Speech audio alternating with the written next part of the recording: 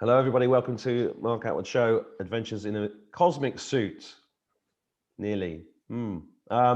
This is William O'Leary, part 2. Hello, William. Hello, Mark. How are you doing? I'm pretty good, thank you. Just before we start chatting, anybody watching this, if you've not seen part 1, go and find it on the channel. You need to watch part 1 first. And this is William's back by popular demand. I've made him wait 40 minutes and we've rearranged it 3 times because everything's just a bit nuts at the moment. So I appreciate you hanging on, William. Yeah. And finally, anybody watching this, you want to keep up with this channel, please find the links in the description, Linktree / Mark Attwood Show. That's where all the links are. Most important thing is you get on the email list because that is the only way I can stay in touch with you if anything goes down. So all that stuff over with.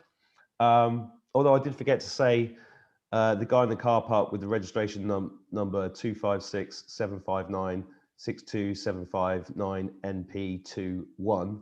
Could you go and remove your car because the number plate is blocking everybody else? I can't believe I just did that joke. Jesus. How are you, William? Bloody good, bloody good. And you left out at enormous expense part. You left that part out. Sorry, I didn't confer with you about the jokes beforehand. So all right. I'm kind of winging it. Hey, listen. As usual.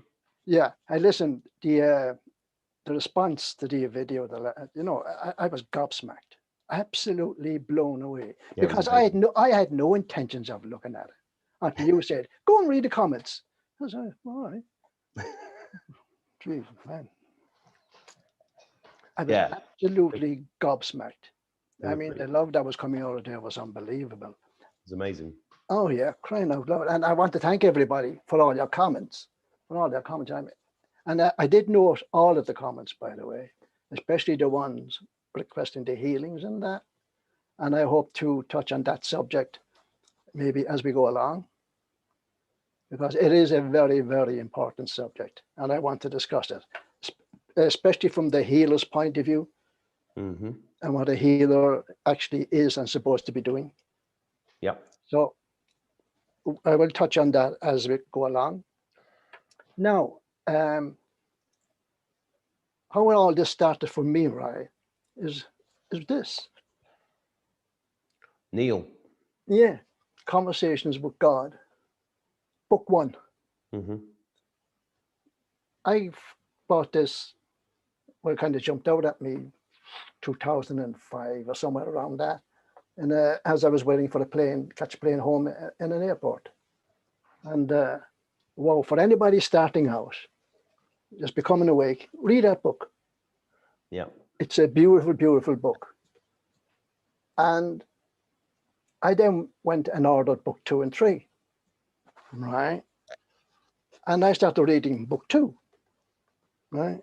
Now, book 2 is completely different to book 1. And halfway through it, well, not even halfway through, I said, bloody hell, I can't believe this crap. And I just closed it. And along with book 3, which was still in its wrapper, I threw them into the bin. Why? I just, what bloody hell? I said, what's all this about? Book 1 was beautiful, man, beautiful. Book 2 is a complete different animal. Well, it's the same with bands. The second album is always a bit shit. Well, yeah, but it was it 2 days or a day and a half or 2 days? It was inside in the bin. And I'm down there going, maybe I was a bit hasty, I said, maybe I should go out and rescue him. So I went out, and you don't realize how much rubbish you dump until you start searching through it. That's true. So I pulled it out, and I pulled the two books back out. Now, and I did read book 2. The reason I'm talking about this book, that's book 3, about this book, is that, if you like, the first conversation that we had, first interview, was more or less book 1. The airy, fluffy stuff, the light stuff. Yeah. Book 2 is where is where the rubber meets the road. I was about to say exactly those words. Beat you to it that time. He did. Literally about to say it. Well, I know that people are going to get cross with me if I interrupt you, so I'm just taking it easy. Really? So I want to say to people, right, and I am speaking directly to people. If what I'm going to say now doesn't resonate with you, that's okay, not a problem. It's just not for you. Yeah. that's quite all right. If it does resonate and you do take it on board, that's okay too. But for now, don't get upset or saying, oh, that's a load of rubbish. This is all evil talk or stuff like that. We'll deal with that later. It's not for you. It may not be for you just now. So I apologize in advance if it's causes you upset, but it's not meant to cause you, but it's a few home truths. Okay. Right, let's have it. Where to begin? Yeah. I'm going to get comfortable here.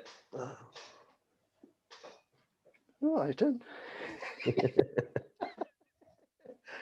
Yeah. I want first of all thank Tom Numbers again, because as I said the last show, I think that you done the interview with him, and I was watching it, and I'm just curious. I'll have a look and see what my numbers are.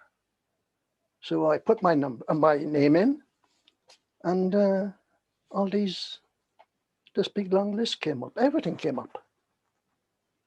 Can I say that with the letter O with the tail on it? Yeah. It's I think it's still a letter of the alphabet. Yeah. Yeah, that one. Yeah. That came up on its own. Okay. And all of the sayings that are associated with that particular letter were all there. Every single one of them were there on my numbers. And there was also, Donald Trump was there, 107 was there, and Pelosi was there, President Donald Trump, Donald J. Trump, DJ Trump. They were all there on my name. And also was Angel of Revelations, which is why I'm doing a bit of revealing. And also was Apocalypse, right? And so I was going on down, and the next I got, whoa, Biden's name came up. It wasn't the fact that his particular name is what was written after it. Okay. And I went, ooh, wasn't expecting that one. And do you know what the second word was? Is dead? No. Is that a word? It says Biden, Antichrist. Wow. I'd have said Obama was more that than Biden. So that's what came up, and I said, "Oh, that's a bit strong," but that's it. 107 was you were speaking with Sean Stone. Is it Sean Stone? That his name? I've never spoken to Sean Stone. Yeah, I looked at his video, and halfway through, towards the end of the video, 107 suddenly said, "What we need here is divine intervention," and I started smiling. And on the second interview he gave, he also mentioned the same thing, because he said things are not looking too good right now, but we do need divine intervention. I said, okay. And he repeated again quite recently. That's the third time. Yeah, I said, okay. So, everything, and also my previous, not my previous, but one of my previous incarnations also came up with, and I'm referring to this book.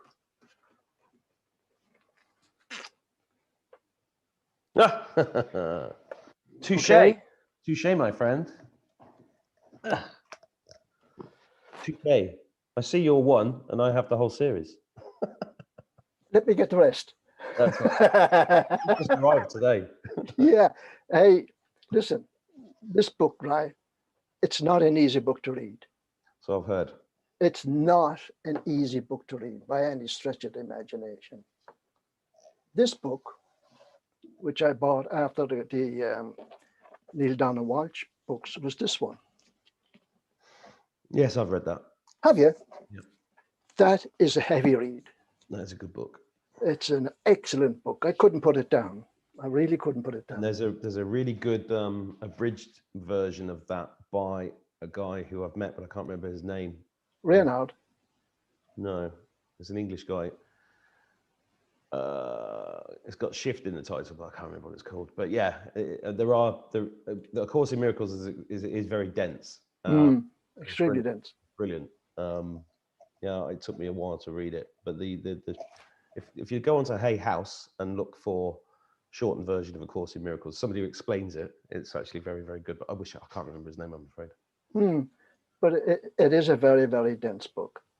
Yes. But you have to be drawn to that book. Yes. Definitely. And I had to read it 2 or 3 times before it finally clicked. And I was going through it, right? And I arrived at this paragraph eventually. And I said, hang on a minute, this paragraph. And I say, everything was in this paragraph. All this, the whole book has now come back to this one paragraph. And I'm looking at it and I say, hang on a minute. So I call and say, Yeshua, come here. This paragraph, I says, this is what the whole book is. I says, yes, but you had to understand the whole book before you understood what that paragraph was about. He said, you had to read the whole book and understand it. And I said, oh yeah, that makes sense. Speaking of Yeshua, by the way, you know that picture I sent you there with the clock? Mm. The 1, 2, 2, 2 on it? Mm-hmm. I took that picture after I sent you that and JC that text where saying we've won. Mm-hmm. And I was ecstatic because I just realized what I was after being told. We won. I couldn't believe it. This was 12 o'clock at night and I was dancing around the place. And I took a photograph of the clock. I'd never done it before. And there's 1, 2, 2, 2. And I was saying, yes, I will have a party. And they would say, yeah, we'll have a party. And Yeshua chips in, right? He says, we'll have a party. We'll have a hoolie. I said, what? You will have a hoolie? One thing that people don't seem to realize about him is that he has a terrific sense of humor. Of course he does. I've been saying this in loads of He's got a terrific sense of humor. God didn't have a sense of humor, I wouldn't be talking about boobs on videos. Oh, and by the way, do you know this name Jesus? And I prefer to call him the name. Do you know when that first actually appeared? Let me guess. 1862. No, 1632. Oh, yeah. Okay. Yeah, okay. And it appeared in an English legal document. Mm-hmm. So the name Jesus is derived from 4 different interpretations and going through the Hebrew to the Greek to the Latin to the English and that. So there's no J in the Hebrew language. So the closest is Yeshua. Mm. The closest is Yeshua. And I'm a lot more comfortable saying Yeshua. Now, think on for a minute. Who's controlling religion here? It is controlled, yeah? Absolutely, yeah. Yeah, it is controlled. So if Yeshua or Jesus was such a powerful name, do you think they would have allowed it? No. Yeah. I mean, the time that you're talking about was the time of St. James's Bible, which yes. in the perfect time to rewrite and change the names and stuff like that. I mean, I get a lot of people say in comments, if you want to get rid of entities, just use the name of Jesus. And I'm like, well, that's just a made-up name. It doesn't actually matter. The name doesn't matter. It's the intention and the faith and the connection to God that gets rid of them, not the actual words. Yeah. Maybe it's the intent. Maybe that it goes to the right place, but the name itself that doesn't mean a lot. Yeah, just a word. Word. And then when I hear people calling on that name, I said, "Who are you calling on? Like, what are you doing?" Imagine that you're Yeshua up there, and all these people are praying, Jesus, Jesus, and he's like, "Oh, I'm sorry, I thought you meant him." Yeah, it's very close actually to a swear word. Yeah. Well, I love that. I love swear words. Not that particular swear word. So just go back to the crucifixion for a minute, shall we? Mm-hmm. So what did they do? What was the actual crucifixion? What were they doing? They were doing this. They're saying, hey, look what we done to him. Fuck you. Fuck you. Look what we done. Fuck you. Yeah. So if Yes. if the cross was such a powerful symbol, right, and they control it, would they give you a stick so they can beat them with? No, of course not. And yet they're going around with the cross. With the cross. Well, I think just the cross was that as well, because it's like, yes, that's what it was. you know, why would you want to see that? Exactly. Why have churches got Christ, a man being murdered outside? Yeah, imagine if you're not a Christian and you walk into a church and the first thing is this ghastly image hanging from a cross. No, that's why I've always hated churches. It's awful. Yeah. I have a lovely picture there. I use it on my Facebook sometimes, and it's with Yeshua, and he's sitting with the laptop on his lap, right? Is this the second coming? Is this the second coming? Because they didn't have laptops 2,000 years ago. Oh, but whoever done that had a laptop. So, and it's a beautiful. Or was it Moses with a tablet? That's it didn't do much good. I'm going to get told off for joking because it's a serious subject now, so I'll shut up. No, it's laughter is the thing. It is. So where was I? Thanks, Mark. So there's Jesus on a laptop in a wood. Oh, yeah. And I said, that's great. That's a lovely picture. So I called him. Say, come here. I said, what do you think of this picture? And he says, isn't that a better depiction than an emaciated figure hanging from a cross? These are his words. You know? It is, yeah. Just Yeshua checking his emails. I like that. Anything from Mark Attwood? Ask him why he hasn't responded yet. I know he's been, but I've been emailing him for a few years now. Be serious now. Be serious and be good. Yes, sir. Anyway, so a lot of people would probably be upset at that. So what are they doing with this COVID, by the way? With this COVID thing? What is this COVID thing? They thought they got away with it 2,000 years ago. And they were just attacked the one person, right? But now what they're doing is, with this COVID thing is satanic. Really? Do you think so? Yeah. So what are they doing? They're not attacking one. They're attacking all of the creators. They're attacking the children of God. Yes. Attacking the Christ consciousness. Yes. Attacking the one consciousness, right? Yes. That's what they're doing. Yes. That is what they are attacking. Sorry? Because they hate it. Absolutely. And then their crown glory is slapping a muzzle on the face of the Creator. Yeah. And now then, they're doing that again. Yeah, they are. One walked in front of me today and looked all completely normal, but with the muzzle, and I was just like, you wouldn't treat a dog like that. And there they are putting it on their own faces. So do you know what I call them? Do you know what I call the human race? Self-slaughtering sheep. Self-slaughtering sheep. Speaking of dogs, right? You know, that was okay. Mark, knock it off. That wasn't a joke. That was all right. You know, getting back to this house of God and all that. And I was with my friend one day, and he was, every time he passed the church, he would bless himself. And I said, why are you blessing yourself?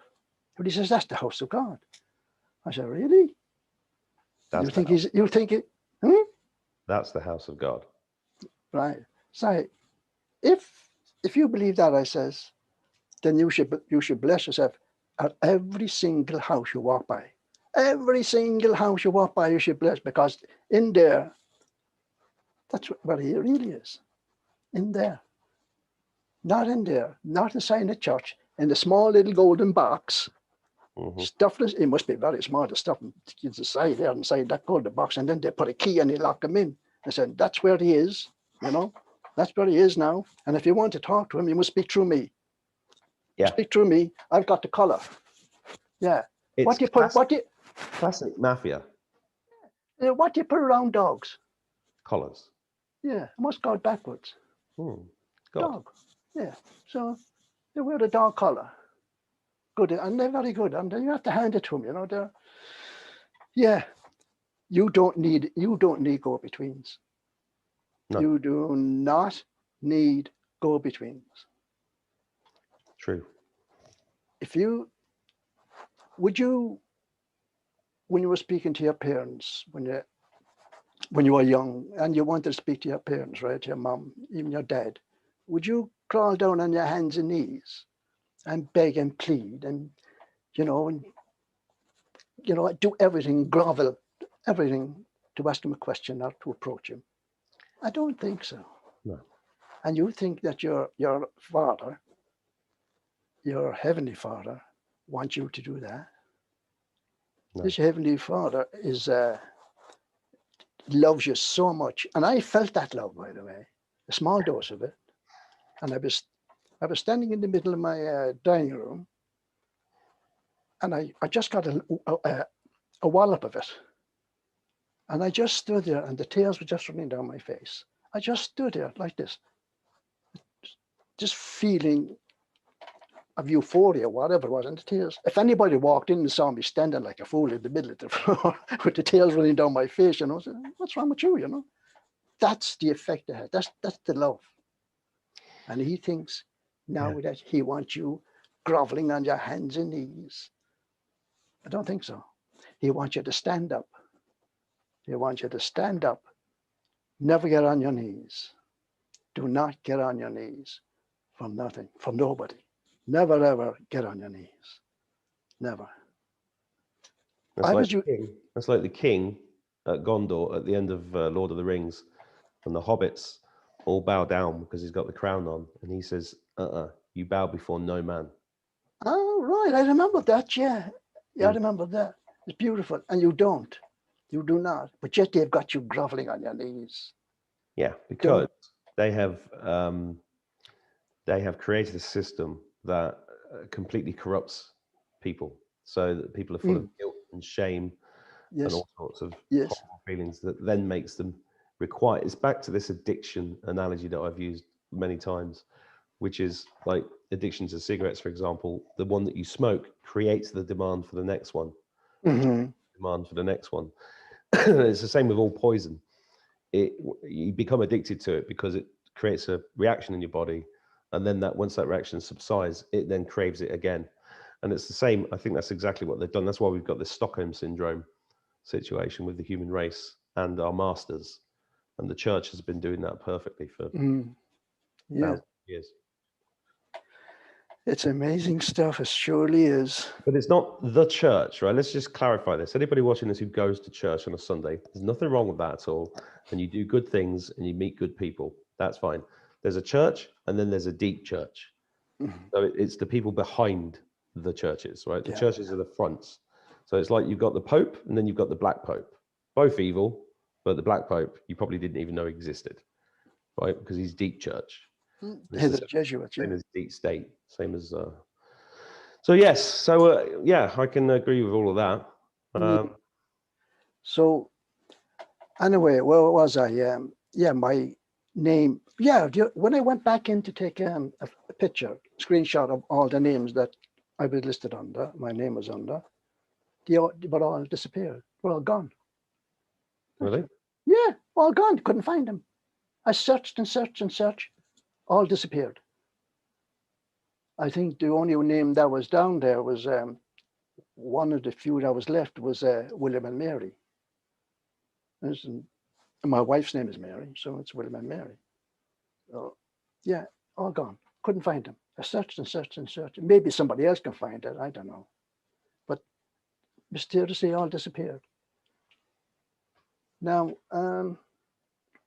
just in 1995, I got a job in Libya.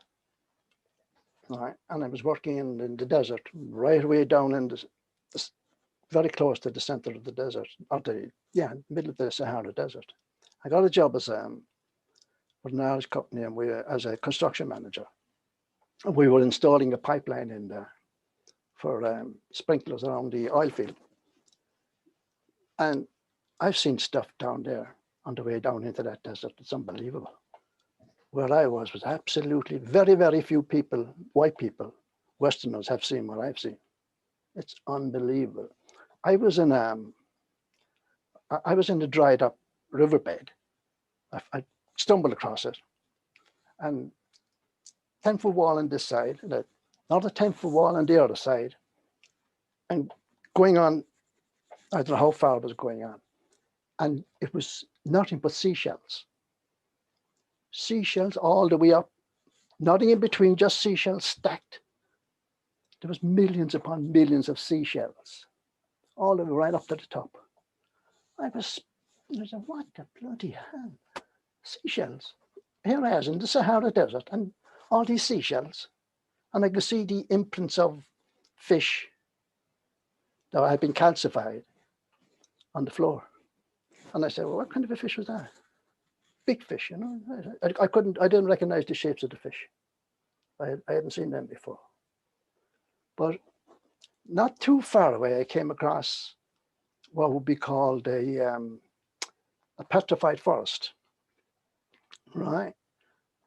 And what a petrified forest is are trees that had suddenly been flashed like that, and then had fallen over. But the imprint, the full tree itself is there. You're looking at it as it was when it was wood, but now it's complete stone, rock, Yeah, complete formation on the ground. silicon. It's actually stone. Mm-hmm. I picked it up, and I was able to pick pieces out of it, and I brought some back. And I'm looking around me, and I said, what's going on here? I said, what happened here? I said, this looks like a nuclear bomb or something went off here. Yeah, about 5,000 years ago, there was a nuclear war which created the Sahara Desert. Yes. Yeah, I've driven across Morocco and many times, and it's fairly obvious, actually, if you look at it from that point of view. But most people won't look at it from that point of view because they just don't think that's possible. But I also wonder that it's maybe not a nuclear bomb, but some sort of flash. Yeah, well, it was something big. Yeah, it was definitely something big. And I think this is what in the Law of One, they do mention about what is coming up. And they do mention the flash, and the flash is going to happen. We talk about the solar flash now. Yes. Yes. It is going to happen. Yeah, I mean, a lot of people are saying it's going to happen very soon. Yes. As in the next few months. No. Huh? I don't think so, no. But we need to go through this ascension first. Okay. We need to get as many people off of the planet, right? So how do you define off the planet? Because ascend. Let's call it ascension, right? This ascension. Yeah, well, I think when you say off the planet, it confuses people, because lots of people have talked about ascension being like, does it mean we're just in a higher state of consciousness? Does it mean that there's another planet there that we're going to jump to? Does it mean that people go left? What does it mean? How if you mix up the metaphors, it gets even more.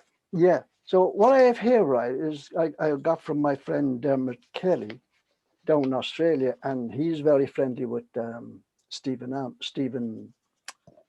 Strong, and his son. And Strong, just to explain to anybody who doesn't know, is one of the guys who's got Lemurian artifacts that is connected with the indigenous people of Australia that JC's friends with, and was going to be involved in the ceremony there. And he got permission to disclose this, right, from Stephen, and he says, so I'll read it out. Not only did we achieve the 144,000 people on this continent all at the same time, we got between 15 to 20 million worldwide, all focusing on good intent pointed at Uluru. Yes, the spaceship from the Pleiades did arrive and will be told about in good time.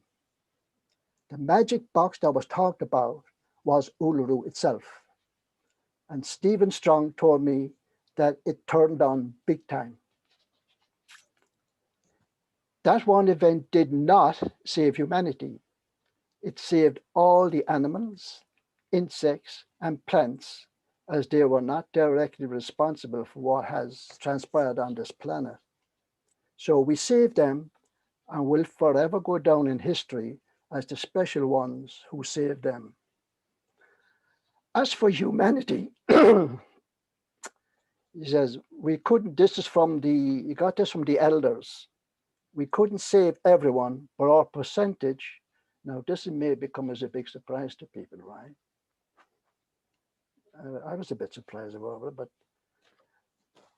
as for humanity, we couldn't save everyone, but our percentage has gone up from 1 to 3% to 10%, which is a giant leap indeed. Approximately 700 million people. That is who the elders, that's the number the elders gave on the number of people who are going to ascend in this ascension.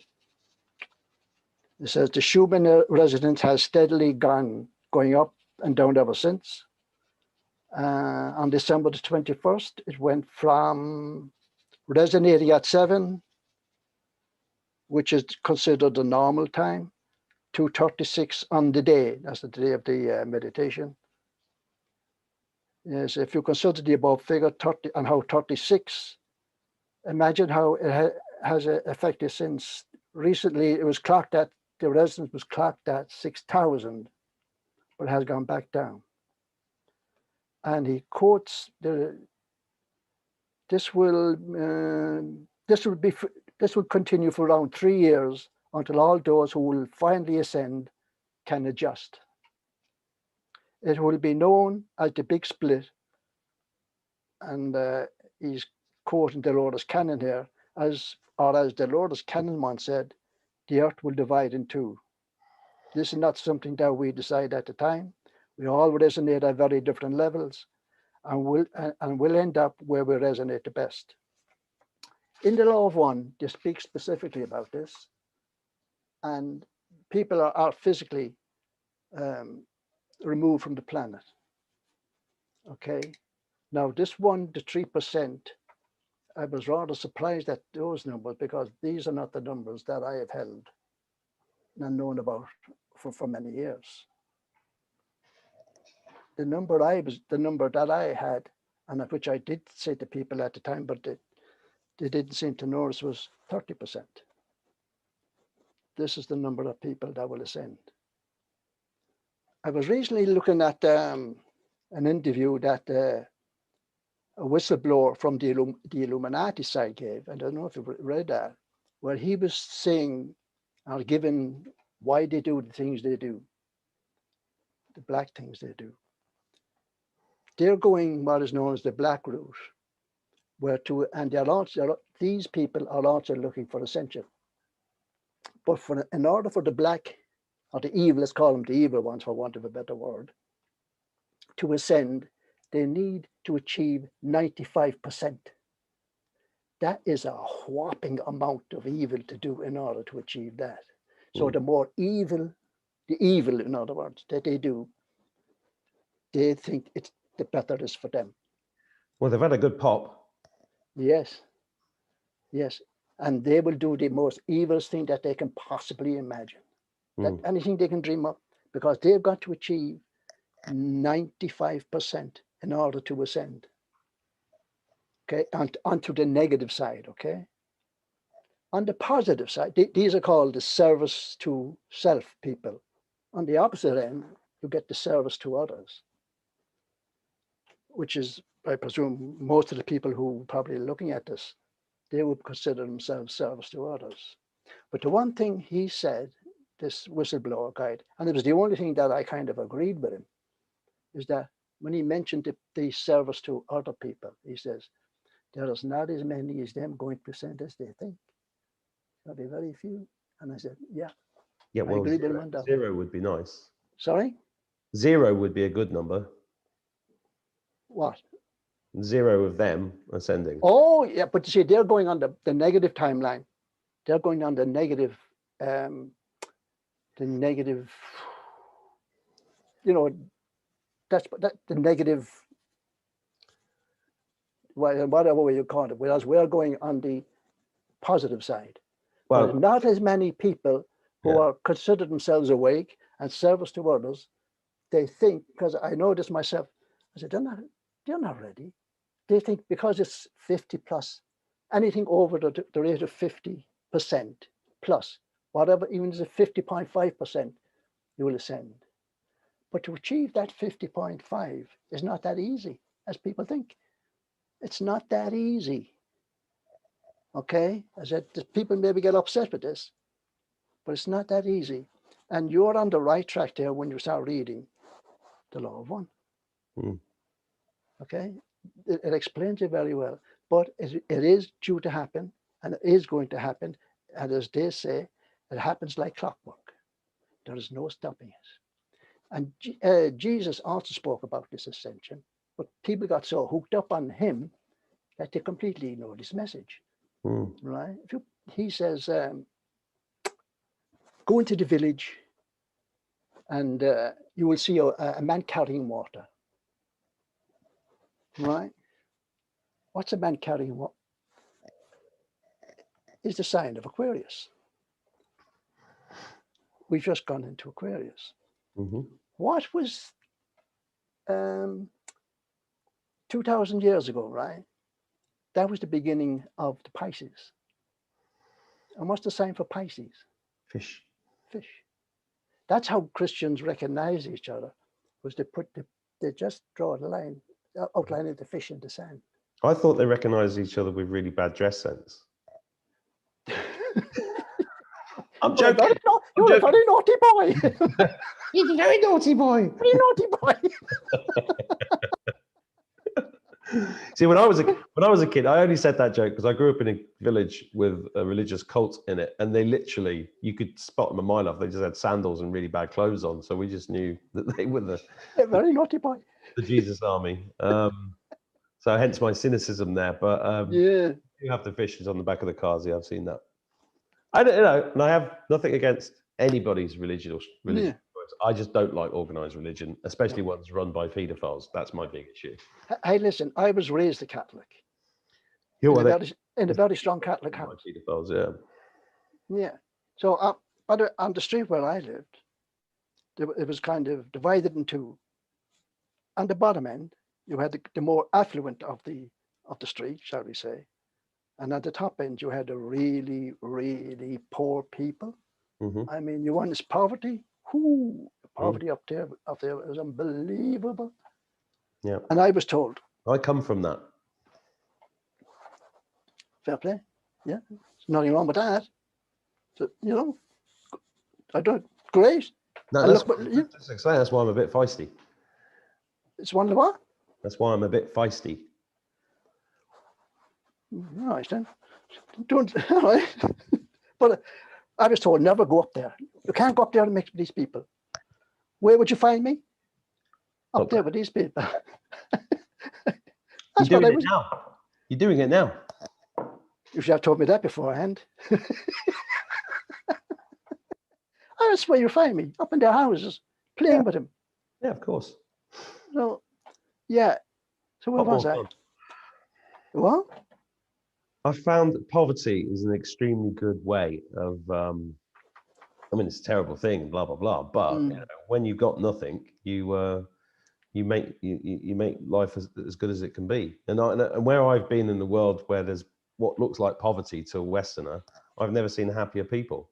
I'm not talking about places with famine and stuff like that. I'm talking about places where there's very little money going about, and people live in basically houses they build with their own hands. Yeah. Oh, the poverty was something else, but we didn't see it. No, we didn't notice it. No, you don't, because it's the same as when any kids get together.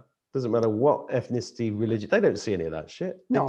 They just see the soul of the other person, and they get on brilliantly. Yeah. It's only when somebody comes and tells them why they shouldn't that the vision comes in. But I was always up there. Yeah, always mixing. Well, let me get back to this Petrified Forest stuff, right? In the desert. When we had to come out of the desert, come out of Libya, there was no direct flights out of Libya at the time. This was the time of Gaddafi. And not a safer country could you be in. Well, Gaddafi was a great leader. Absolutely. He was destroyed by the cabal. Absolutely. Yeah. I mean, and the Libyan people were beautiful people. Yeah. Are beautiful They people. still are. Yeah. Yeah, still are, absolutely. All So the people of the world are beautiful. It's just the bloody cabal. he was greening the Sahara, you know that. He had a project. He was bringing out gold-backed currency. He gave people 100 grand when they got married, something like that. He gave free education. I mean, he did that country would have gone far, like all of Africa should. And he was doing that for the whole of Africa as well, you know. Oh, But they've had Africa under the cosh for so long. Yeah. Couldn't allow it. And what was sickening was that we came, we saw, we killed him, the Hillary Clinton line. It was just horrible when they showed her watching Gaddafi being murdered. It was sick. I know Benghazi quite well. Well, I could tell.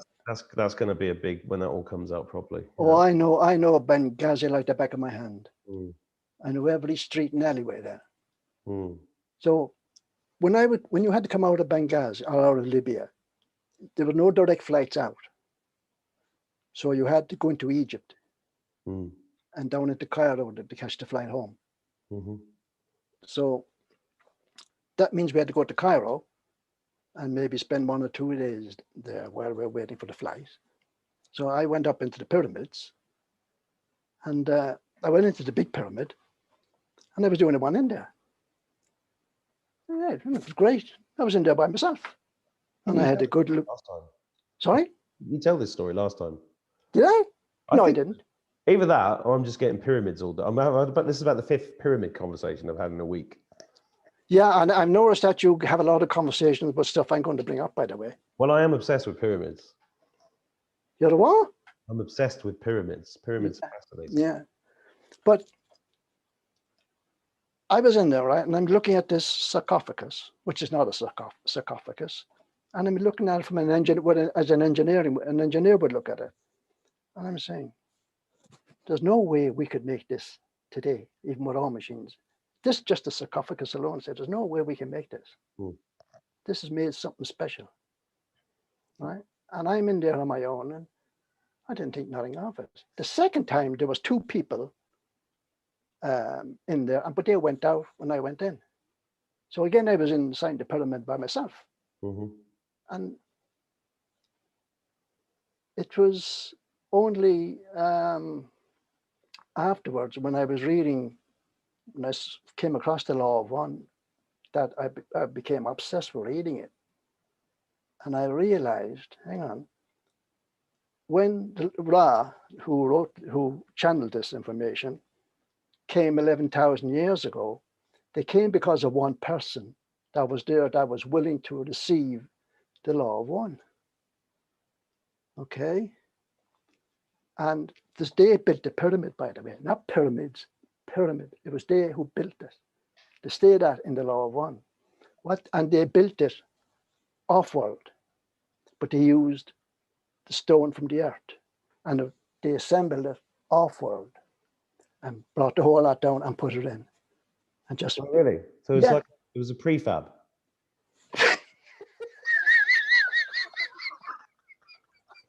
I didn't know that. So there's 4,000 pyramids across the planet that we know of, right? Well, they all prefabbed and just dropped in.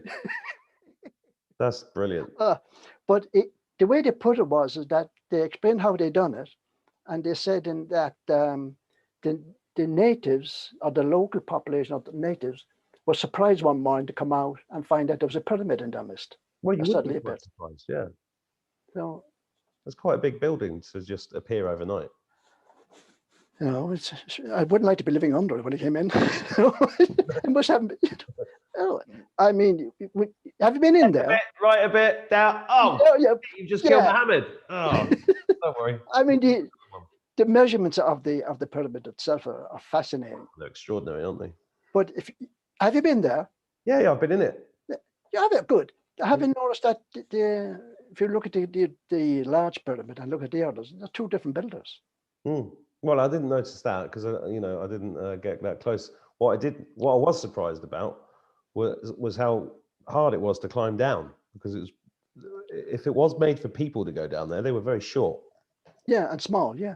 Yeah. And how to get, but that that sarcophagus is not a sarcophagus. That was built. Yeah. And the pyramid was put around it. It wasn't brought in. There's no way that could be brought in there. Yeah. If you, and I did notice it, that the other pyramids were not of the same construct as the main pyramid, the large pyramid. And I know they say that the belt, the three pyramids and the other pyramids represent Orion. But at the time, there was only the one pyramid. So where did the other pyramids come from? Who built them? Curious question.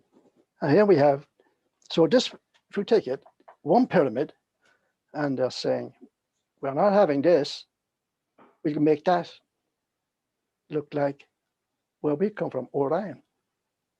Think about it, they built the other pyramids. So who are they? Who built the Orion group, from the Orion. Yeah, but how long after the original? I have no idea, but they don't even speak about that in the Law of One, but they constantly warn of the Orion group. They refer to the negative side as the Orion group. Well, yeah, you've seen that website, the Orion. I think we talked about that before. There's a guy that was on Michael Jacobs' show that I'm hoping to get on my show, who's got a website called the Orion something. The Orion Lines, I think it is. That's not the Nazca lines, is it? Yeah, it's connected to that. Yeah. Yeah. That's fascinating. I saw that. Yeah. Yeah. The Orion Lines. Yeah, the Orion Lines is about the Nazca lines and pyramids and everything else. The guy that did this is absolutely brilliant. I don't know. Have you never seen the website? No. I'll just show you it quickly because I really would like to get this guy. You'd love this guy. So it's. Yeah, that's the one. Yeah. I've solved the Nazca lines, renamed the Orion lines. Yeah. He relates. I've not looked at this for a few weeks, so I might be a bit rusty. So this is. It's all connected to this symbol, this Nazi symbol, the black sun. The Orion group is a satanic force. Yeah. This is well worth anybody going to have a look at. Absolutely. I had a good look through this about a month ago, I think now, but it's not pretty horrific down there with the stuff. But if you can cope with that, it's worth looking at. So yes, I get all that. So where were we?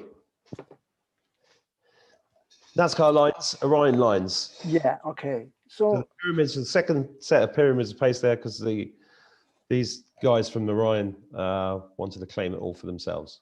Yes, and even during the channeling of the Ra, they kept warning that there was an entity. They were not even allowed to say who it was, because when you follow the Law of One, and which I do, and I try to live within the Law of One, you are very, very restricted in the way you say things.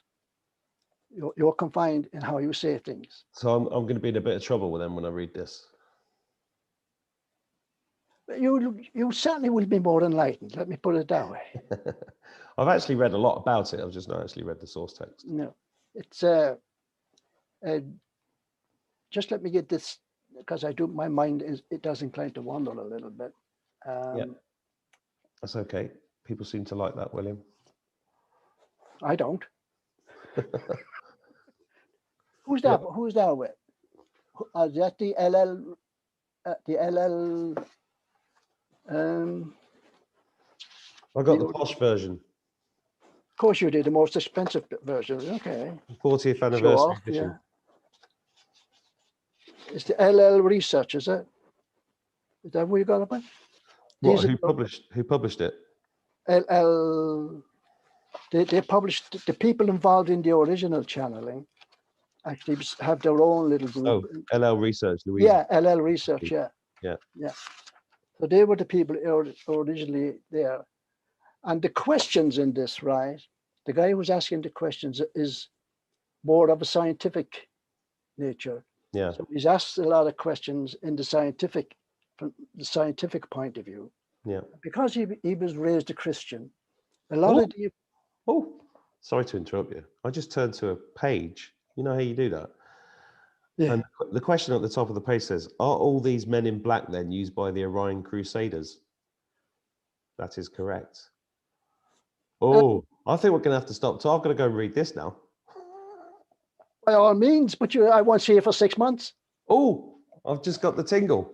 Yeah. Whoa. Whoa. Okay. Okay. I'm going to. If you keep doing that, you'll keep doing it all night.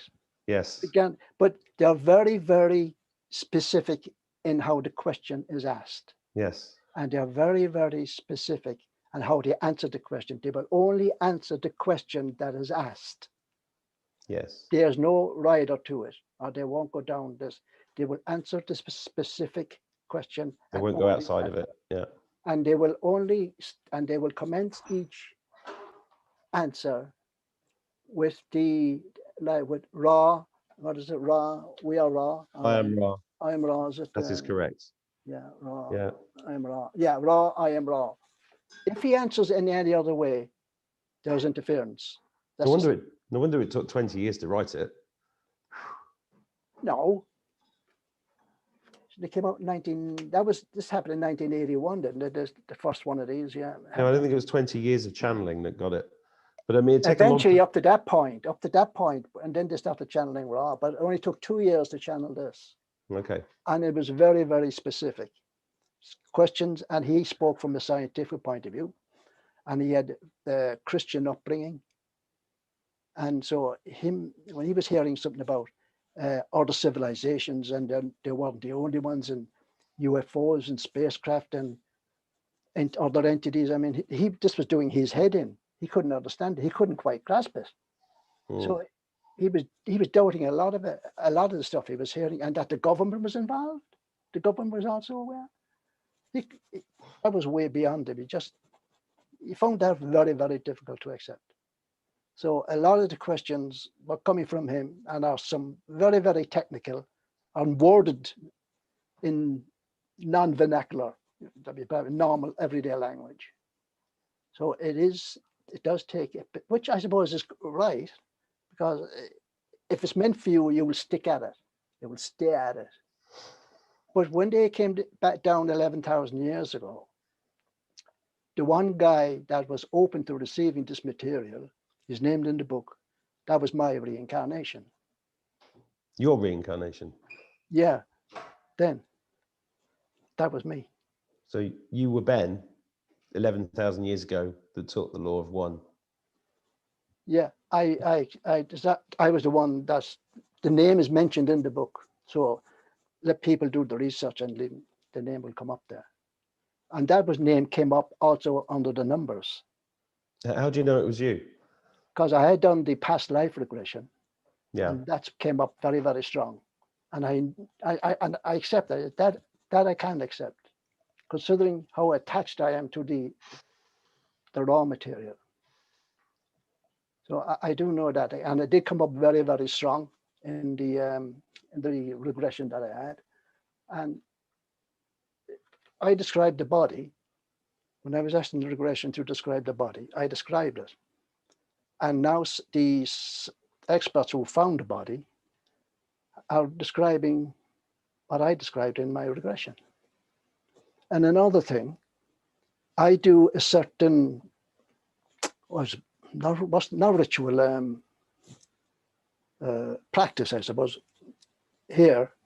And it's a sun meditation, right? It's a sun where I connect in with the sun, and I use special words, and it's extremely powerful. Lately, I discovered he was doing the same thing. He was doing a special meditation to the sun as well, but not to the sun itself. It's an extremely powerful meditation when you say it and when you do it. It really is very powerful. Where'd you learn these special words from, William? It just came to me naturally, very, very naturally. And even the pose that I strike, that I'll do a certain pose, I'll do stand in a certain way, all comes very, very naturally. When did this start happening for you? Not too long ago. And I know it affects the earth. I know I'm having an effect on the earth. And I do this certain type of healing for the earth, not just on the earth, but I also do a certain healing under the earth. And it's extremely powerful. And you know those little tingles you get, I get quite a lot of that when it's going on. I really get something when it's going on. and it's very, very powerful. But apparently, this Pharaoh was also doing the same thing. And I only discovered that very recently as well. And I said, wow, so I am doing right. He's probably doing the same thing that I am now doing. So it's all, everything just ties together for me. Everything just ties together. As they say, when you're going down the road, you don't see the arrows pointing you in the direction. And you don't see the arrow until you look back, and then you see all the arrows pointing. So just going back to this ascension, can I just explain how I experienced the ascension? Mm-hmm. Always remember, I'm coming from the law of one here, right? And that is my belief.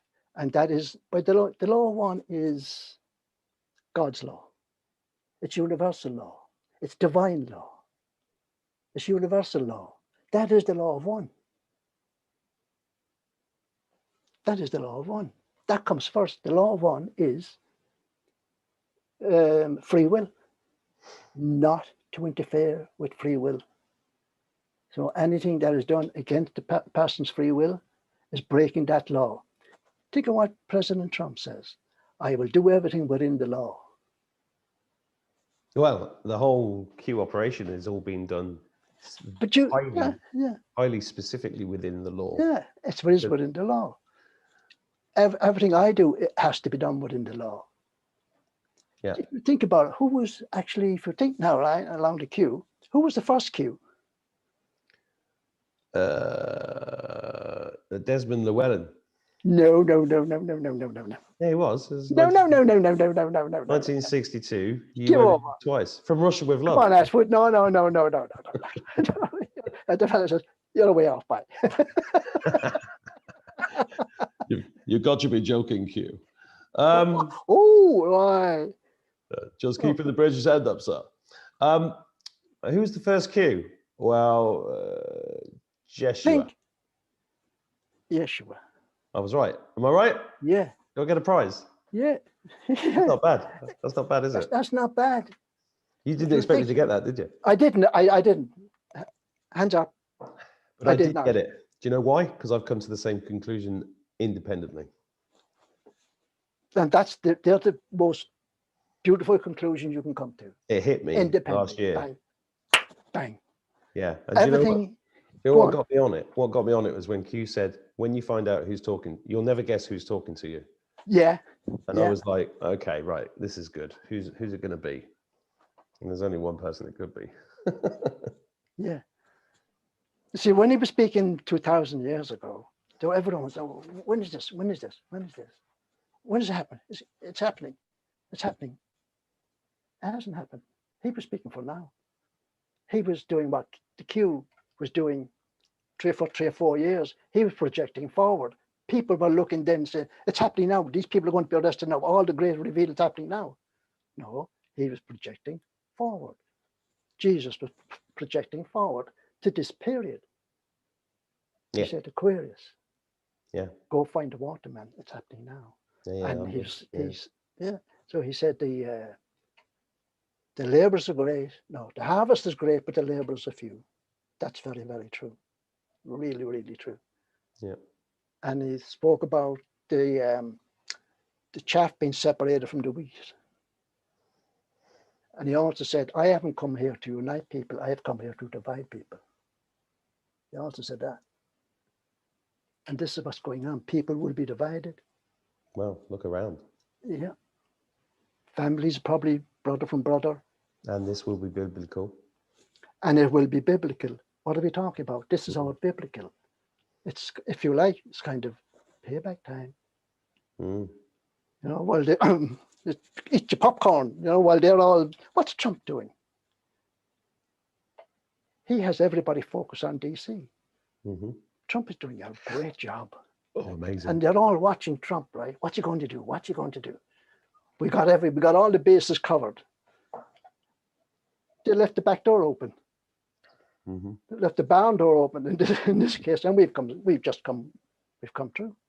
just walked straight through, eating our popcorn. Mm-hmm. I'm going up and saying, what are you looking at, fellas? Shh, look, we're all watching. Oh, Mhm. we're watching everything. Want some popcorn? I don't even like popcorn, I don't either. especially that genetically modified stuff. It's horrible. Yeah. So yeah, and it is going to be biblical. It already is. It is biblical. It already is. It My is whole life biblical. has become biblical. Well, Yeah. in the last year, especially. Yeah. And I think a lot of people watching this are feeling the same way. Yeah. When 107 started mentioning we need divine interference. Mm. What does divine interference actually mean? You mean intervention or interference? I'm just looking at, I have written down divine intervention, or I have written down interference here, but yeah, I could have misquoted that, but Just wondering, in case there's a yeah, difference. yeah. What does he mean by that? Well, Yeah, what would people consider divine intervention? well, I think people are expecting, I think originally they were expecting plagues of locusts, which we've had, floods, which we've had, earthquakes, which we've had, volcanoes, which we've had. We've had all of those kind of classic biblical things, but divine intervention, they might think of a guy appearing and saying he's Christ, angels coming down from Singing hallelujah and all that nonsense. Mhm. They weren't expecting this. Yeah. We came in the back door. Yeah. And we're all here. Oh, because we were all we've all had amazing disguises. Yes, we're all here. I'm just the messenger. I keep telling you that. I'm only the messenger here. We're all here. We're inside the tent, fellas. Yeah. I think they know that. Yeah, but they weren't expecting it. Yeah. No, I think they knew there wasn't. They were expecting us to come down and singing hallelujah, stringing these stupid harps and singing. It's like that. They weren't quite expecting this, but we're here, and it is going to happen. It has already happened. Well, it has already happened. We've already won. I do know what the plan is, by the way. Go on then. Not now. Oh, what? No. I haven't sat here all night for you to say No. Feck off, but you're not getting this off this info on your own. No bloody way. What? No, I do. I'm going to reveal the plan here to you. Really? Yeah. What kind of an idiot would I be if I give him the plan and everybody has a plan? You just said we already won. I am aware of the divine side of it. Yeah. Very much so, okay? That's where I come from. I come from the spiritual side of it. It probably dovetails over into what Trump is doing. This is a two-pronged attack from our side. There's the third dimensional side, three-dimensional side, where all that clearing up has been done, but we also need to clear up on the spiritual side. Oh yeah. That needs to be cleared out. That's the big There's part. a wall going up there. There's a wall going down here. As above, so below. As below, so above. That is very, very true. That is very, very real. But we're winning. We have won. So all we're doing now is clearly tying the mess up. We've won. So we're taking care of the spiritual side. Trump is taking care of the 3D side. So the plan is beautiful, by the way. Oh yeah, it really is. It's very simple, but beautiful. Yeah, we've won. I'm not going to tell you, Attwood, don't be looking at me like that. I didn't say anything. I know, but look at your face. No, I do know what it is. Yeah, it's beautiful. So when are you going to tell us what it is then? Well, I tell you what, I'll leave that up to you. Oh, you want to leave that to part 3? You're going to tell us. Getting back to the conversation with God books, book 3 is much lighter, and the end is a classic. I mean, the end is just beautiful. So let's say that we do part 3. And if there was, say, can you do, right then, since you brought it up, just a yes or no answer. You know where I'm coming from, yeah? Can you do these live streams? I am Ra. The answer is yes. Wow. Okay. You think I'm going to do a live stream with you? You got another thing coming. As I said, it's all in your hands now, Mark. So the question is, will you do it? Yes or no? Yeah, yeah. If you want me to. No, you have to make that decision. Yeah, it's free will. I saw Free Will and Free Willy too. That was good. That's when the whale kept. No, that's another shit joke. Yeah, we can do that. Why not? Okay, then. You set the days, and we'll do it. Yeah? Yeah. And you're going to tell everybody the plan? Yeah. There's a word for people like you where I come from. You don't want to know what it is. Right, so that's the end of this one then, is it? Oh, if you want, you can continue talking if you want. I'll talk hang on. I'm ready for bed, to be honest, but let's do it. Hang on. Do you want to talk about the UFOs now or next one? No, let's talk about the UFOs. I love the UFOs. Do you? Have you seen that plasma stuff going on in Dublin? I did look at the video of it, yeah. What do you think that is? It's intriguing. And I put the pendulum on it, just checking. I know JC done the pendulum, and so I asked the same questions, and I got an affirmative answer as well. I got the answer yes as well. So yeah, it was the Arcturians, and they were doing the stuff. I'm not big into this Pleiadian, Andromedan. Oh, I'm from Pleiades, and I'm from Andromeda. I was never into all of that until the UFO stuff. Okay, and I've seen lots of UFOs. I've seen hundreds of them. So have I. Yeah, day and night. I've seen them. So me too. Yeah, I've seen. There was one parked outside my door in the daytime, in the summertime, and he was there for 25 minutes. Was he on a double yellow? Well, the man was busy writing a ticket at the time. Yeah, he was there. He parked up for 25 minutes. I was looking straight out at him. What, outside your house? Yeah, I was looking straight out my window, looking straight at it. Yeah. And what did it look like? When I first saw this particular one, it was the white light, the bright light on the top that got my attention. And I was looking out the door at it. And then I saw the colored lights underneath it. Right? There's red, green, and heavy lights. Red, green, blue, white. And as it came in closer and stopped, I mean, it wasn't very high up at all. It was at my eye level across, as I live up fairly high. So I could see the horizon, but I was just looking straight at it. Yeah. And every now and again, they were just doing a 90-degree turn. And then they turned back again. And that's all they kept doing for the 25 minutes, doing that. Yeah. That's interesting. And just to show you how disbelieving people are going to find it very, very hard to accept all this when it happens. Yeah. I'll give you an instance. Well, it's like the I was listening to somebody describe this like the natives on the island when they saw the ships coming towards them, they couldn't actually see them because they didn't have any reference for it. Yeah. And I think that's what's really interesting about this. There's going to be people watching this going, "Oh, they're nutters. Listen to them talking about fucking UFOs and stuff." But you know what, the UFO you just described, there were 3 guys in this town who were just about 70 years old when they were lads, when they were teenagers, just in the hills. I can see them from the window.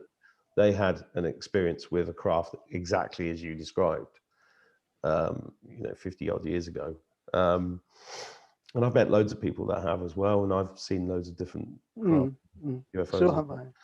And I think it's just certain, it's like the woman doing the channel with the plasma, Gina Maria Colvin Hill. She is tuned in, and it's like, I think they reveal themselves to, I think it's a frequency thing. Yeah.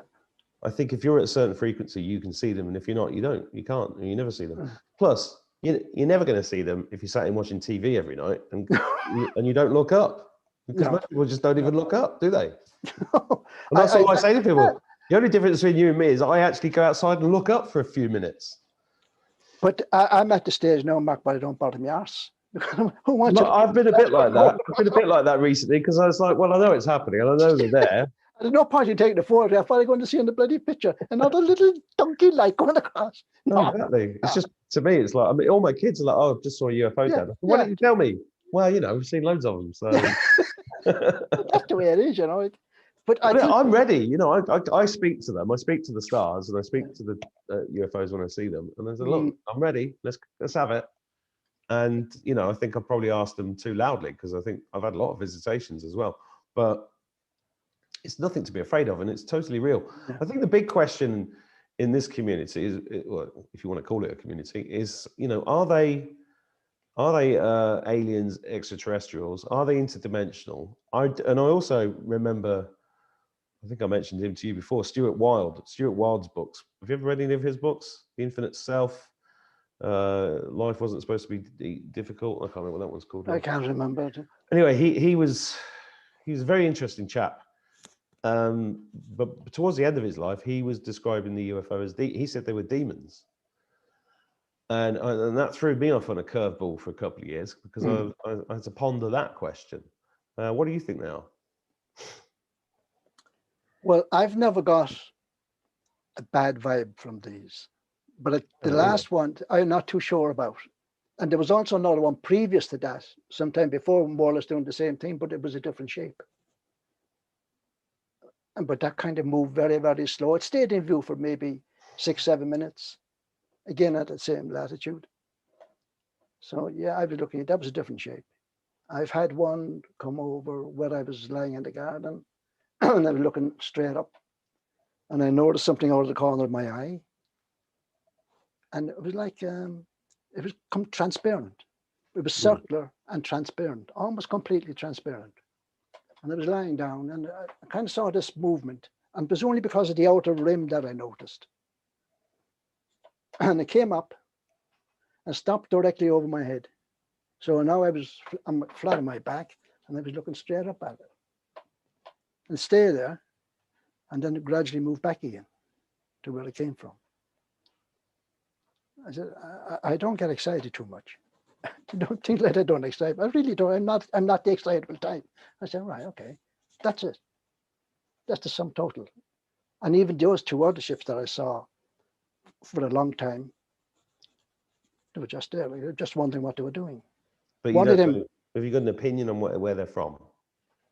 No. Is it us from the future? Is it inner Earth? Is it outer space? I have no idea. Is it demons? What are they? As I said, I didn't get any bad feeling about them because I personally, I don't think they would be allowed to come at me like this if they were negative, because that is against my will and that is not allowed. So yeah, that's what that's a really good point because people don't necessarily understand this, that this whole system that we're in is all based upon contracts and consents. And people don't realize, like, even the birth certificate is a contract where you consent to them taking ownership of your baby and turning you into a limited liability organization or corporation. People don't understand that all the false flags that we've seen over the last century have all been flagged up to us beforehand because that's a universal law of karma. If they don't tell us about it, then they don't suffer. If they tell us about it and we don't object to it, even if we don't see it, them telling us about it because we're too ignorant to see it, they still get away with the law of karma because of that. So the whole system that we're brought up in is all based upon consent and contracts. Even like police coming to your door or being afraid of someone coming to your door to give you a compulsory vaccine, you can just put up a sign saying no trespassers allowed, make an appointment, and they can't come in. So it's all about that, isn't it? Mm-hmm. This is why I don't get negative vibrations out or any negative stuff, because I don't accept it. I do not accept it. Yeah. And as I said, I live my life in the law of one. It's very important. Non-interference. It's crucial. This is why people who say they're a service, 50%, no problem. Need to be very, very careful. Well, when I heard that whole thing about the 50%, I was like, geez, I'm never going to ascend. I've got so far to go. There's always time, but you need to be careful. And all these other people who say, oh, I'm awake and I'm service to self. Yeah, it's all ego, that kind of chat, you know. This is where the Course in Miracles helps you out with the ego. It does, yeah. Well, it helped me out. Yeah, big time. Yeah. So big time. Yeah. So the Course in Miracles and the raw material are a big combination there. And they really, really help you. So getting back to the UFOs, right? The information I get, they're not allowed to say exactly why they give me the information. They'll put a suggestion, a notion that I've come across before. They would put that in, and I've got to query that notion. And then say, yeah, you get it. And then you get the information, but you have to ask the question. And because you ask the question, you get your answer. I mean, all I getting was, I was like an open letterbox, and they were kept dropping the tokens in, and I was getting bing, yeah, I got that one, bing, bing, dropping and dropping all the coins in. It's like a slot machine. Drop another one, and let's see his reaction to that one. Yeah, we go. Yeah, drop another one, right? That's the way it goes. Like you wake up at 4 or 5 o'clock in the morning, you're just lying there. Next you get bing, shh, all the tumbles going up. Bing, bing. Yeah, got that one. Give me another one. Give me another one. Yeah, that's the way it goes on. It's so weird that you say that, because earlier on tonight I had to explain to my son what a one-armed bandit was, because he'd never seen one with a you don't even see the ones with the buttons on. So there's no the ones with the buttons on are not fun. No, I want to go. Yeah, give it a good pull. Bit of mechanical engineering. That's fine. But anyway, yeah. In this particular dream, I told you I drove a truck for a few years. Yeah. Best job I ever had. Yeah. Pay was bloody good. I have to admit, the pay was terrific. But in this dream, I woke up and I was driving the truck. And I was driving the truck down this Tom McAdam Road. No signposts, no nothing. And we're driving down, and suddenly I came to this very, very long, steep hill. Right? And I'd be looking up at that hill. And I said, bloody hell. How am I going to get up there? That's the day you realise why they pay truck drivers so much money. Let me tell. I could tell you some stories about bloody hell about truck. Anyway, I'm looking at this hill, right? Attwood, feck off. I'm looking at this hill, right? I'm listening. What do you want me to say? I've got a very vivid imagination. Yeah, so do I. Yeah. So I've been looking at this hill, and I said, I don't know, can I get up this hill? I said, you know what? I'm going to give it a go. I'll go for it. Right? As you do, you know. So I slap it into gear, and off I go up this big hill, right? And as I was getting closer to the top, the truck was getting slower and slower. And I was reaching down see was there any lower gears? And there wasn't. I was down on the lowest gear. And I'm going, go on. I could see the top coming up, like, go on. Then I could see the speed bumps. It's all in the clutch. I was doing that. Go on. And I know even in bed, I know I was doing it. Go on. And I went, go on. I realized I now had a load of people in the truck with me. And I'm saying, it's hard enough for me to just get up on my own, but now I'm bringing all these people. And I'm, go on and get to the speed bump and get over the speed bump and then go on, but yeah, coming closer to the top edge, coming closer. If I can get the front wheels over, and go on, then the front wheels come up to the top and they don't go over, and they kept going up. And I'm saying, bloody hell, what? Go on. I said, once the weight gets enough, it'll bring the 2 front wheels down. No, I went straight up. And suddenly I was in this, how would I describe it? Above the clouds, And I seemed to have come up some kind of stairs. And as I came up above the clouds, I noticed this figure, and he was standing there with his hands behind his back, looking at me. But I couldn't see his face, right? And he had a kind of a purple gown on him, all right down to the, I reached right down to the floor, clouds, all the way down. And he had 1 foot forward and his hands behind his back. And I knew he was looking at me like this, as if to say, come on then. But he had a crown on his head, right? And aside that was another crown. And aside that was another crown. It's an unusual shaped crown. And he was looking at me. And then I looked over, I saw what I took at the time to be Mother Mary, right? And she was sitting in a chair, a normal wooden chair with 2 armrests on it. And she was leaning over, either looking down or speaking down to somebody, right? And she also had a crown, not the same type as the one with the tree, but different, a crown, but different. And then I looked across, more or less straight across, at what appeared to be a blank wall, right? And there was a big outline of a figure, you know, just the head and shoulders, that outline, and a seam of gold. That's all it was, a seam of gold. Like that. I could never figure out what this was about, all this was about, until very recently. Because this was a good few years ago, and I had no point of reference at that time as to what I was actually doing, what this going up was about, right? And twigged with me with the color purple. I was saying, hang on a minute, purple is the crown chakra. What I was looking at was the crown chakra, but the crown was the crown chakra. What I was being shown here, but I had to come to the conclusion myself, was the ascension process and how we're bringing other people along with us. Okay, it was only recently I said, with all these pennies dropping down and give me another one, you know, drop it in. That's where I was getting all this from. Everything was put into place for me. Joined up all the dots again. Everything was perfect. The dream. We're in a clapped out truck that doesn't appear as if it's going to make it over the top of the hill. Yeah, you're going up. You're going up. You're rising up. And it's difficult as you get to the top. It's a struggle just to get over the top. So that's it. It's not as easy as you people think. It is a struggle.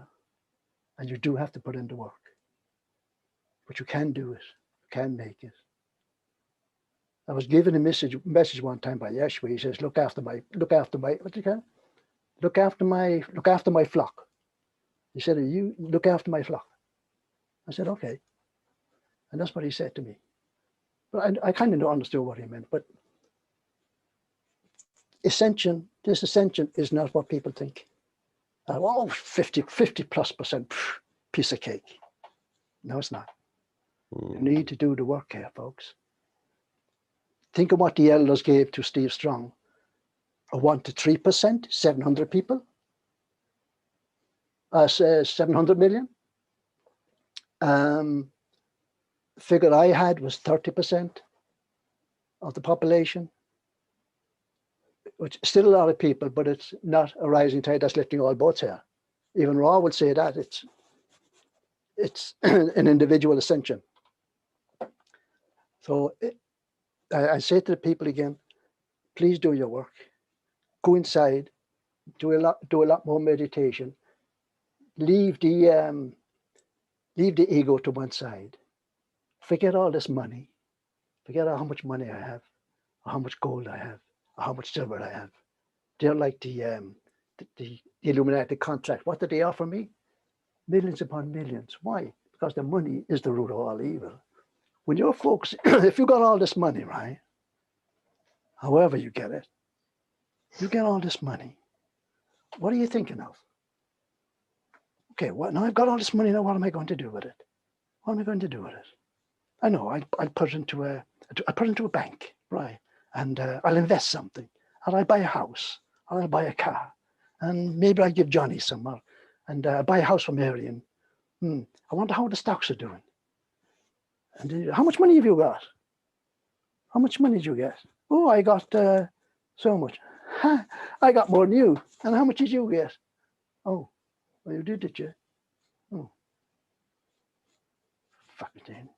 I'm going to get more than you. I'll take his. Here's the recital. This cycle is repeating itself again then. Yeah, I get that, William. I do. All this money stuff, you know. But you know, I've got 5 kids, and I've still got to have enough Yeah. money coming in. No, I'm not talking about the individual there, but this concept that people suddenly get all of this money. The more money you put in, you get all this money. Yeah. Be careful. Be very, very careful. Where you're placing the focus. Most people who are watching this are focused in the right place, and I talk about pragmatism when it comes to money, right? So I'm nothing I'm doing at the moment is in order to have lots of money. Anything I am doing to get money is to allow me to carry on with what I'm doing and allow me to feed my kids and everything else. And a lot of people in the last year have lost their jobs, lost their businesses, and they've become reliant upon the state, and the state's telling them to do things. Oh, yeah. So one of my messages is like becoming independent, sovereignly independent within the system that we're currently in, not hedging your bets, but because none of us know exactly what's going to happen when, and we've all got to sort of, I think the big lesson of this period has been to learn how to take care of yourself, rather than relying upon anything outside, including the government and the state, especially the government and the state. So you don't mean that though, do you? When you no. I mean, by the way, as you mentioned it, I'll take some of that BAM oil off you. No, I'll send you some as a gift. Yeah. No, you won't. I'll pay for it. No, I'll send you some. No, I'll pay for it. All right, if you insist. No, I'll pay for it. Yeah. So please watch where you put your focus. Where your attention is. It's about focus. It's about what you do most of the time. Yeah. Yeah, and it's about your intention and your I don't know, your super objective. In theatre, when a character comes on a stage, we used to talk about that character's super objective, which is what they really want out of the scene. Might just be a little bit of a chit chat in a bar or something, but actually there's something else that character after. And I think people need to focus on their super objective, because you know, is your super objective service to others or service to self? Is it, you know, I was told years ago that one of my higher purposes was to hold a hearth for my kids, so that they always had a place to come to. And and then I was saying, and that's perfectly okay. But if you accumulate for the sake of accumulation, no, exactly. You need to be very careful where you're putting your attention. Yeah. Yeah, absolutely. That's why I always caution with this. Yeah.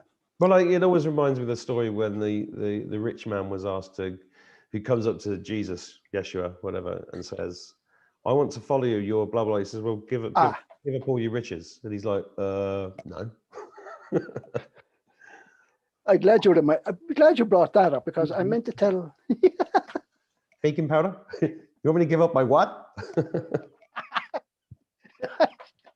Oh, this guy. You tell me. I want to speak to this guy. He wants me to give up my riches. Yeah. Well, so you put it on my mind. Yeah. Getting back to Yeshua, right? And all those people who saying, "I follow Jesus. I follow Jesus." I used to follow Jesus, but I don't follow him anymore. I stopped following him.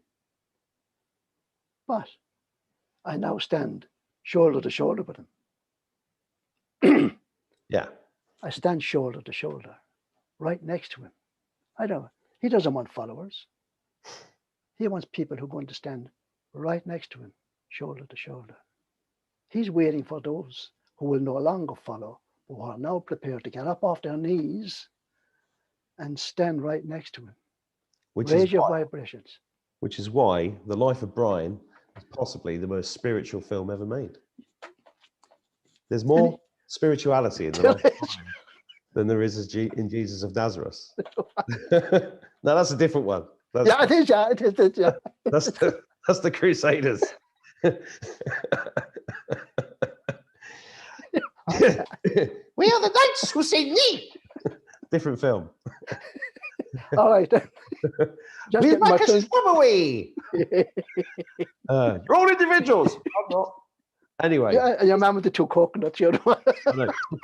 Which was an accident, you know that. You know that film was only made because of George Harrison, and the only reason they had the coconuts is because they didn't have the budget for the horses. But that's movie trivia. That is. It's a good note to end it on. Part 3. William O'Leary will be giving away the plan in a live stream on my channel, apparently. So it's been great to chat to you. Thank you, William. You're more than welcome, and thank you for eventually hosting it. Oh, little dig there. Put your claws away, mate. Jeez. Yeah. You're a hard-working father. Come on, give me a break. I know. Yeah. No, it's rather peculiar how everything just seemed to stop, go. Yeah, we'll do it. Stop, not taking place. That was all very peculiar, very strange. Life is peculiar. It most certainly is. But it's who would have thought it? Look, it's an enigma within a puzzle. It's like life is like a blind man on a black horse in a dark room looking for a black cat that isn't there. And if I was in that dark room, it'd be good if I was in there with you. It'd be fun. Right. Sure it would. There'd be a lot of who done that? Right. On that note, we'll say good night. Oh, hang on. Oh, go on. Before you go on, you know, this getting back to this COVID thing and how they came up with the 6 feet apart. Yeah. When you know the human field is 6 feet. Yeah. They measure out at 6 feet. Yeah, they don't want us to. Yeah. No, they're doing that. Yeah. And another thing, right? Getting away from that, people may notice that there's subtle changes going on with the body. Oh, yeah, not so subtle in my case, but yeah. Well, I can understand in your case, right? Yeah. But there is subtle changes because I've noticed it, and maybe we can touch on that and I would like to go deeper into the healings and the healing side of it. Yeah. Maybe in the next part. Okay. But the next part I hope will be part 3, and that's it. End of mission. All right. Check the box. I'm out of here. So that's it. Right, we'll be doing it in about 5 years then. All right. See you later. Don't threaten me like that. Don't you threaten me. Go on then. Thanks, Mark. Cheers, William. Take care. Have a good night. You too. Bye.